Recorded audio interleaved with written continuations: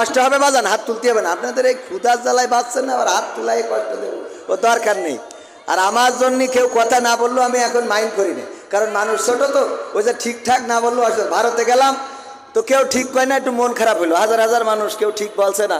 তো আমি হুজুর আমাদের আব্দুল সালাম যুক্তিবাদী, ও ছিল ভারতে, আমি ফোন করে বললাম ভাই এ ভারতে তো ওয়াজ করি কোনো জুত পাচ্ছি না। বলছে কেন? আমি বলছি সামনে হাজার হাজার শ্রোতা, যাই বলি ওরা ঠিকঠাক কিছু পায় না, আমি কিছুই পাই না। তা বলছে ওদের হিসেবে হইলো বাংলাদেশে টাকা খরচ করে হুজুর নিয়ে আইসি, আমরা এত কথা বলবো কেন? যা বলার তুমি বইলি থিতে হাঁটা দাও, আমরা ওসব বলার মধ্যে নেই। তো এখন এই জন্যে আমি এখন আর মন খারাপ করি না, যে কারণ আমরা তো টাকা নিয়ে আসি, অনেকেই হয়তো বলবে না টাকা দিয়েছো কথা কবে কেন, ওর ডাইরেক্ট আমার নিজে বেহেশতে পয়সা দিয়ে তারপর আসতে হবে, এরকম অনেকেই আছে না। যাই হোক, টাকা দিলে জান্নাত দেয় না? দেয় না। আল্লাহ ঘোষণা দিয়েছেন ইন্নাল্লাহা আশতারা মিনাল মুমিনিনা আনফুসাহুম ওয়া আমওয়ালাহুম বিআন্না লাহুমুল জান্নাহ। যারা মাল এবং জান আল্লাহর রাস্তায় দেয়, আল্লাহ রাব্বুল আলামিন বিনিময়ে কি দিয়ে দেয়? জান্নাত দিয়ে দেয়। আর আমরা তো দিয়া যেমন তেমন মাহফিলে আসি আর উল্টো নিয়ে যাই, সুতরাং আমাকে যে কি হবে, খেলা হবে আল্লাহ সেই ভালো জানে, আল্লাহ যেন মাফ করে দেয়, বলেন আমিন। আবার ঝামেলাও আছে, না নিলেও সমস্যা। না নিলি মনে করে অনেকেই ফোন দিয়ে বলে হুজুর আপনার ডিমান্ড কত, তা কই ডিমান্ড নেই, কয় তাহলে আপনার মতো হুজুর চলবে না। আর এক জ্বালা, ডিমান্ড নেই করলি কয় ও হুজুর দাওয়াত দেওয়া যাবে না, ও তো কোনো ডিমান্ডই নেই, দাওয়াত হয় না। আর সেই হুজুর যত বেশি টাকা চাই ওই হুজুরের এনে দিতেই হবে, টাকা যা লাগে লাগবে। মানে খুব বেকায়দা অবস্থা। একটা দোকানে যাবেন, যাওয়ার পরে দেখেন আমাদের চেয়ারম্যান যদি যায়, 2 নম্বর মালটার যদি দাম বেশি বলে, চেয়ারম্যান কিন্তু 2 নম্বরটাই নেবে। 1 নম্বরটা যদি দাম কম বলে, কবে না ওটা দরকার নেই, তুমি বেশি যেটা ওইটা দাও। আমাদের মেন্টালি এরকম হয়ে গেছে না বলেন? আমরা মেন্টালি এমন এমন পরিবর্তন আমাদের মধ্যে চলে এসেছে যেগুলো খুবই খারাপ। আমরা যাচাই বাছাই ছাড়াই অনেকের সম্বন্ধে অনেক কথা বলে ফেলি, এমন এমন কিছু করে ফেলি যেটা আসলে তার প্রতি গীবত শুধু না, বুহতান, তার প্রতি তহমত দেয়া, এরকমও করে ফেলি।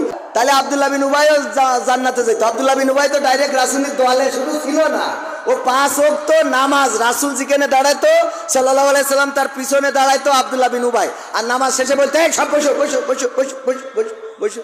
বসার পরে বলতো শোনো মুহাম্মদ মক্কা থেকে এসেছে, অত্যন্ত ভালো মানুষ, তার কথা শুনবা, মানবা, আমল করবা, পরকালে বেশি যাবা। আর পিছনে যাই বলতো ওর কাকি বিয়ে দিতে হবে। নাউজুবিল্লাহ বলবেন না? এটা হলো আঞ্চলিক ভাষায় বললাম, এইগুলোই সে করতো। এই জন্যে আব্দুল্লাহ বিন উবাইয়ের স্থান হবে কোথায়? কয় জাহান্নাম, ডাইরেক্ট জাহান্নাম, জাহান্নামের নিচে, এমন নিচে যেখানে একটা পাথর ফেললো। আল্লাহ নবী সাল্লাল্লাহু আলাইহি সাল্লাম মেরাজে যাওয়ার পরে একটা শব্দ শুনলেন, অনেক বড় শব্দ হলো। ফেরেশতা জিবরাইলকে বললেন এই শব্দটা কিসের? বললো 70 বছর আগে অথবা 70,000 বছর আগে একটা পাথর ছেড়ে দেওয়া হয়েছিল, সেটা নিচেই জাহান্নামের নিচেই যে এখন পড়লো, সেই শব্দটা আপনি শুনলেন। তো যদি এত সময় লাগে নিচেই যেয়ে পড়তি, তা মানুষ ছেড়ে দিলে কি হবে এবার বোঝেন। আর আমাকে ছেড়ে দিলেও নিচে পর্যন্ত পৌঁছাতে পারবো না, তার আগে পুড়িয়ে টুড়িয়ে শেষ। হ্যাঁ, কারণ জাহান্নামের আগুন, তবে শেষ কেউ হবে, শেষ হবে, পুড়ে যাবে, আবার নতুন চামড়া গজাবে।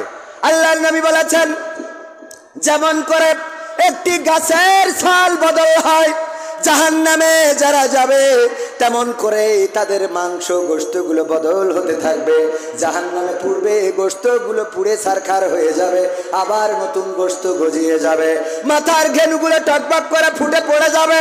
ওই জাহান্নামের এত কঠিন ভয়াবহ শাস্তি যে সবাই যখন পানি পানি বলে চিৎকার করবে, কোরআনে এসেছে তাদেরকে গরম পুজ এবং পচা রক্ত খাইতে দেওয়া হবে, যেটা পান করার পরে পেটের মধ্যে নাড়ি বুড়িগুলো নিচ দিয়ে বের হয়ে যাবে। এমন কঠিন শাস্তি হবে জাহান্নামে। ওগো আমার ভাইয়েরা, অথচ আল্লাহ রাব্বুল আলামিন জান্নাতে রেখেছেন পুরাটাই উল্টো।